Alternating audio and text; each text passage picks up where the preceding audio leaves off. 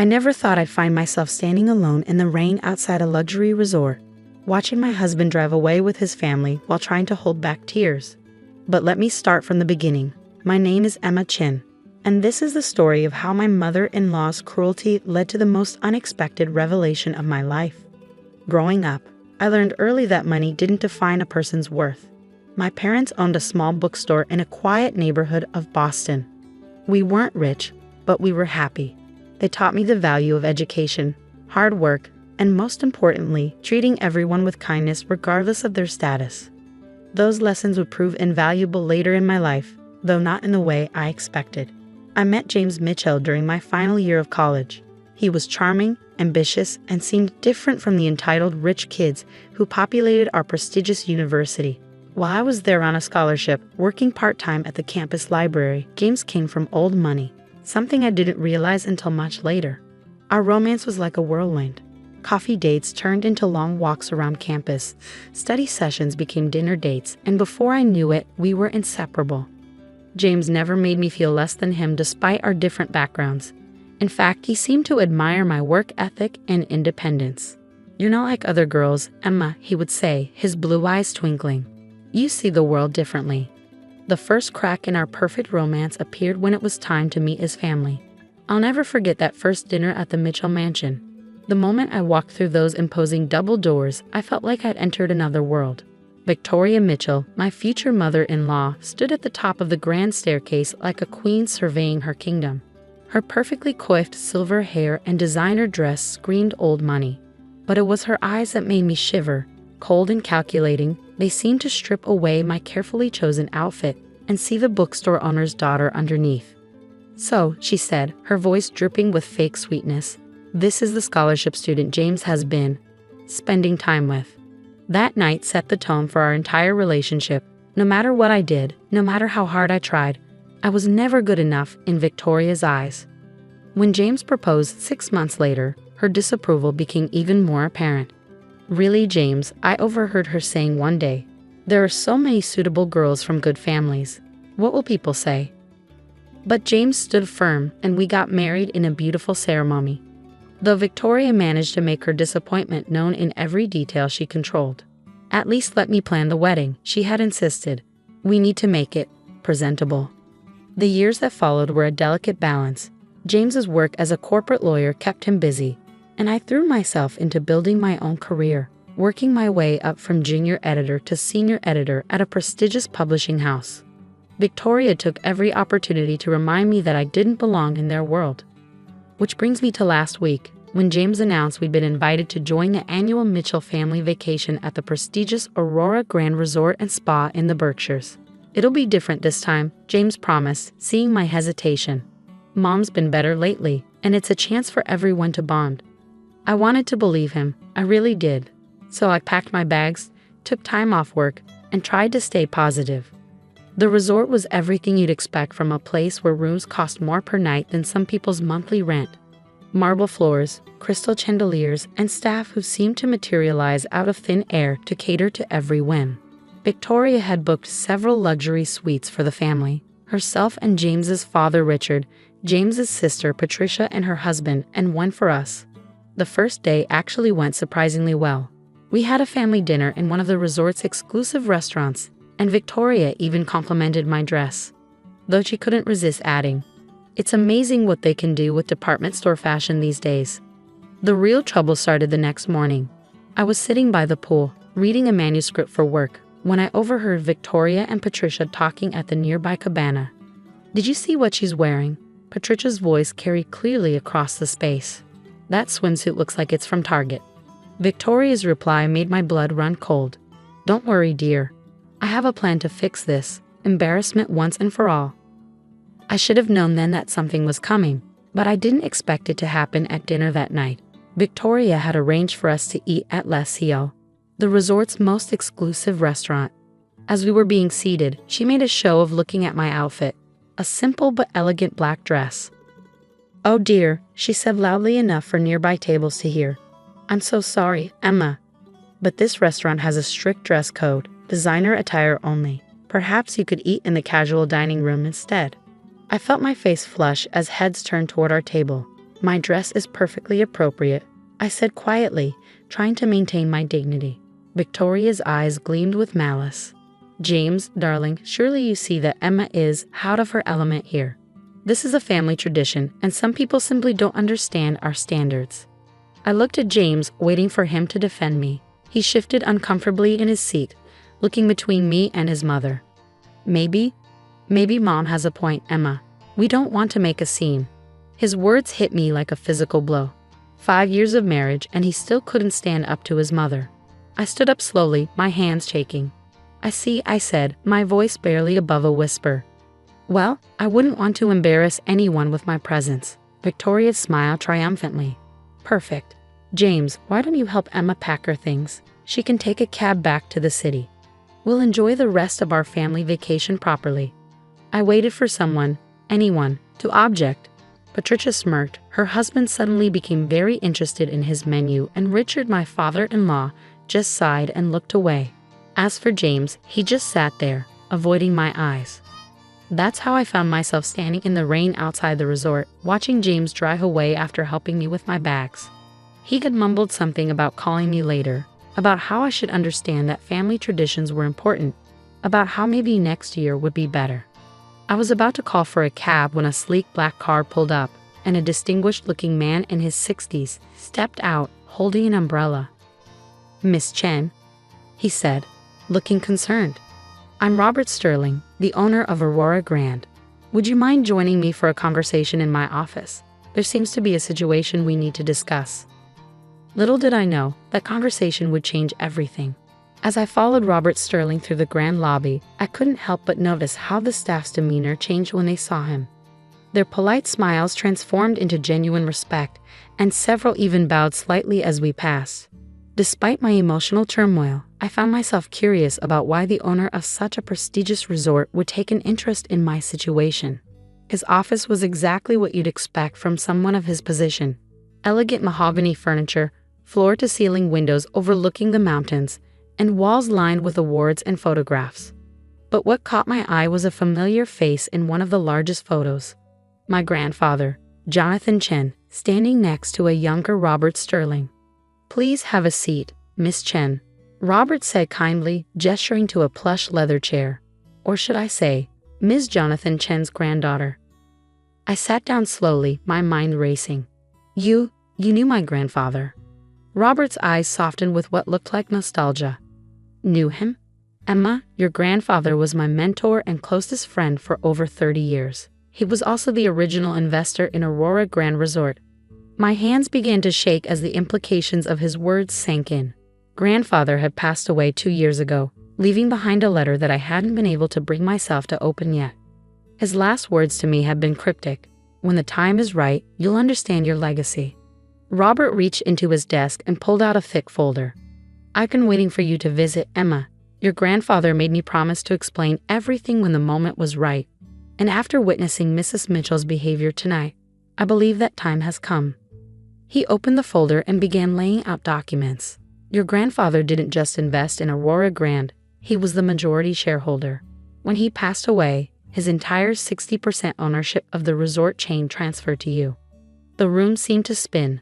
That's impossible. I would have known. Jonathan was very specific about keeping this quiet until you were ready. Robert explained. He wanted you to build your own life, develop your own strength of character without the influence of wealth. And from what I've observed, you've done exactly that. Tears welled up in my eyes as I thought about my grandfather, how he'd always encouraged me to work hard, to stay humble, to judge people by their actions rather than their bank accounts. Even when I was struggling with student loans, he'd insisted I find my own way. There's more, Robert continued, his expression turning serious. The Aurora Grand isn't just one resort. We're a chain of luxury properties across the globe with a current market value of over $3.2 billion. As majority shareholder, you're effectively the owner of the entire enterprise. I sat there in stunned silence, my mother-in-law's cruel words echoing in my mind. All those years of subtle jabs of being treated like I was beneath them, and I've been worth more than the entire Mitchell family combined. Why tell me now? I managed to ask.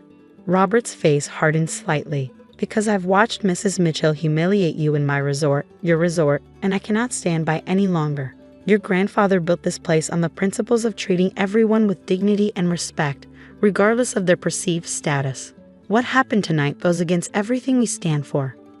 As if on cue, there was a knock at the door. Robert's assistant entered, looking concerned. Mr. Sterling, Mrs. Mitchell is demanding to speak with you. She's quite insistent. Robert looked at me questioningly. I took a deep breath, straightened my spine, and nodded. Show her in. Victoria Mitchell burst into the office like a storm cloud, her designer dress slightly disheveled from her haste. Mr. Sterling, I demand to know why my son's wife is in your office instead of leaving the premises as requested. We have been loyal patrons of Aurora Grand for decades, and I won't have our family vacation ruined by... She stopped abruptly as Robert stood up, his expression stern. Mrs. Mitchell, I believe it's time you understood exactly who you've been speaking to. Allow me to introduce Emma Chen Mitchell, majority owner of Aurora Grand Resorts International. Victoria's face went through a remarkable series of expressions: disbelief, shock, horror, and finally a sickly attempt at a smile. There must be some mistake. No mistake, I said quietly, finding my voice. Though I'm curious, does the dress code at Les Cils still apply to the owner? Victoria sank into a chair, her legs seemingly unable to hold her up. But you're just an editor. James said your family owned a bookstore. They do, I confirmed. And I'm proud of that bookstore and everything my parents taught me about hard work and kindness. Something you might want to learn about, Victoria. Just then, my phone buzzed with a text from James. Mom says there's some kind of situation. Where are you? What's going on? I showed the message to Robert, who smiled knowingly. Shall we move this conversation to the presidential suite? I believe we have some family matters to discuss. 20 minutes later, I stood in the largest suite I'd ever seen, looking out over the moonlit mountains. Behind me, the Mitchell family filed in one by one: James, Patricia, their father Richard, and a very pale Victoria. James rushed to me, his face a mix of confusion and concern. Emma, what's going on? Mom's not making any sense. I turned to face them all, feeling stronger than I ever had. Let me tell you a story about my grandfather, Jonathan Chen, and the legacy he built. The next hour was one I'll never forget. I watched as the mighty Mitchell family's world turned upside down. James sat in shocked silence as Robert explained the extent of my ownership.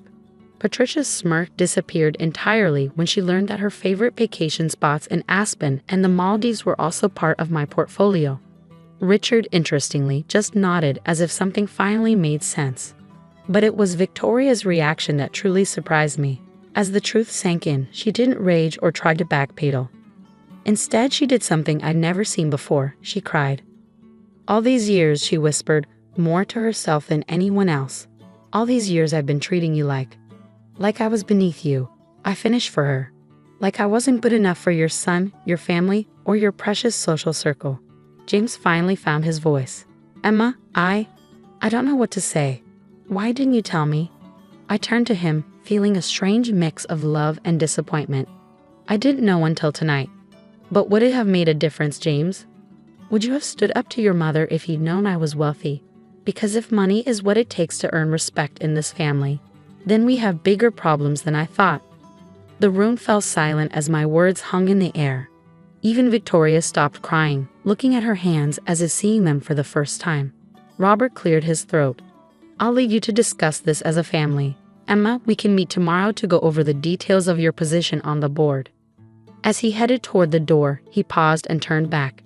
Oh, and Mrs. Mitchell. The dress code at Les Cils has always been elegant attire.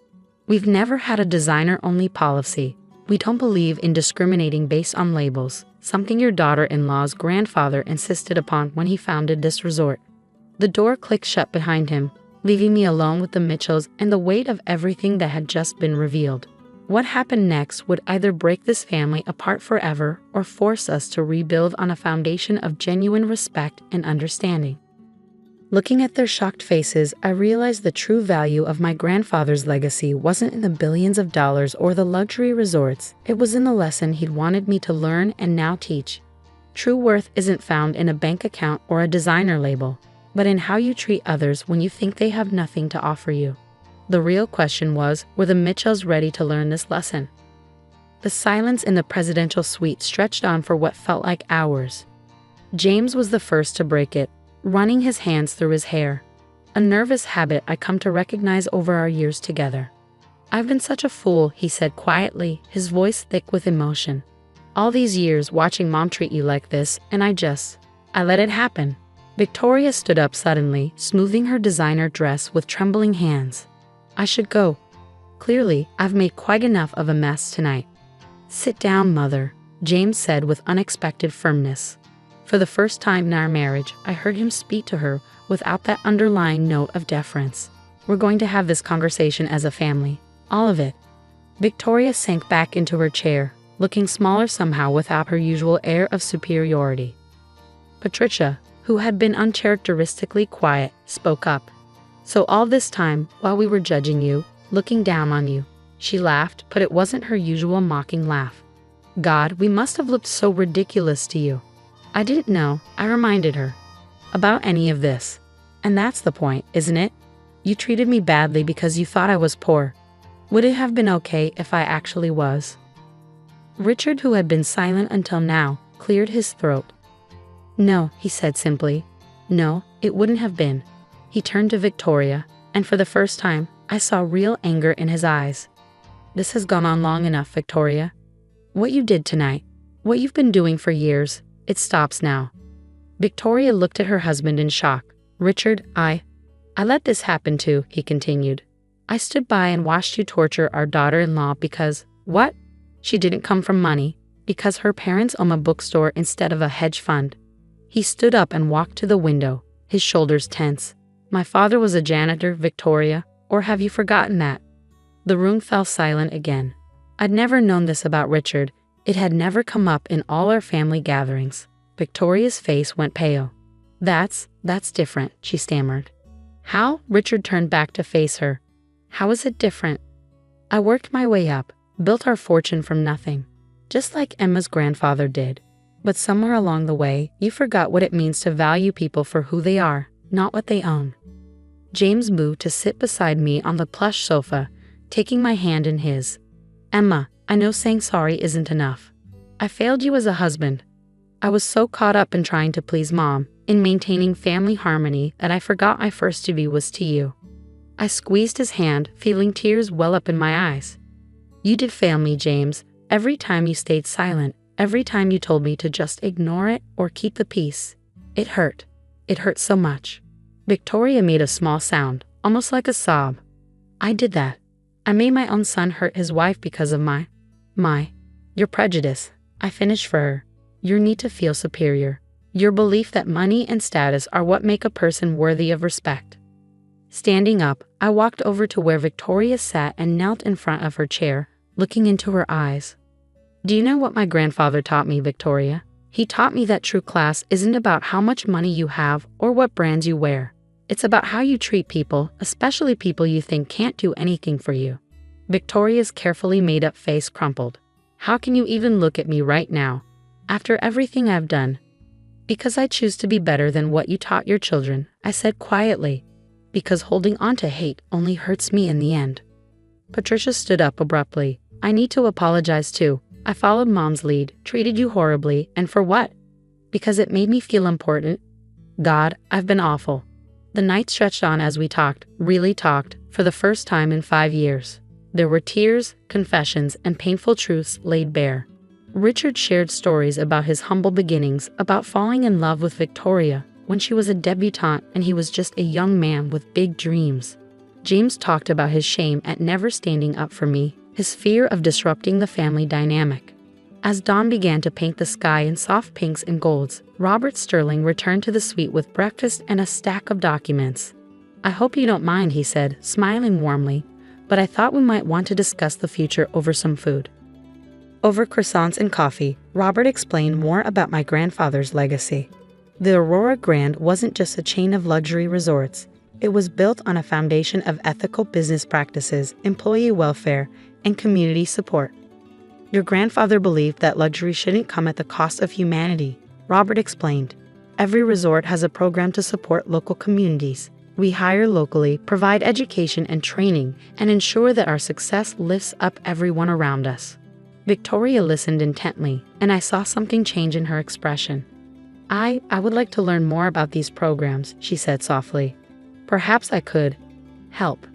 It wasn't a complete transformation. Those take time and real effort, but it was a start. In the weeks that followed, many things changed. James and I went through counseling, working to rebuild our marriage on a stronger foundation. He started standing up to his mother more, finding his own voice. Victoria, to everyone's surprise, began volunteering at a local women's shelter, teaching business skills to survivors of domestic violence. Patricia approached me one day with an idea for a literacy program at the resorts, inspired by my parents' bookstore. Maybe we could have little libraries in each resort, she suggested, filled with books from independent bookstores around the world. Richard took a more active role in mentoring young entrepreneurs from disadvantaged backgrounds, sharing his story of rising from poverty to success. As for me, I took my place on the board of Aurora Grand Resorts International, but I also kept my job as an editor. I loved my work, and now I had the platform to help other voices be heard. My grandfather's letter, when I finally opened it, contained just a few lines. My dearest Emma, true wealth isn't in what you own, but in what you give to others. You've always been rich in the ways that matter most. Now use this legacy to help others understand that truth. Love, Grandfather. 1 year later, we gathered again at the Aurora Grand for another family vacation. This time, Victoria insisted on inviting my parents too. Watching my mother teach Victoria how to make her famous apple pie in a sweets kitchen, while my father and Richard discussed books by the fireplace, I felt tears of joy spring to my eyes. James came up behind me, wrapping his arms around my waist. What are you thinking about? I leaned back against him, smiling. About how sometimes the greatest inheritances aren't the ones you can count in dollars. Your grandfather was a wise man, James said softly. He was, I agreed. And you know what the best part is? His legacy isn't just about the money or the resorts. It's about the lesson he taught us all, that true worth comes from how you treat others, not from what you own. Looking around at my transformed family, still imperfect, still learning, but trying to be better, I knew that this was the real treasure my grandfather had left me. The power to change hearts and minds, to help others see that dignity and respect should never depend on the size of someone's bank account. And that, more than any amount of money, was worth everything.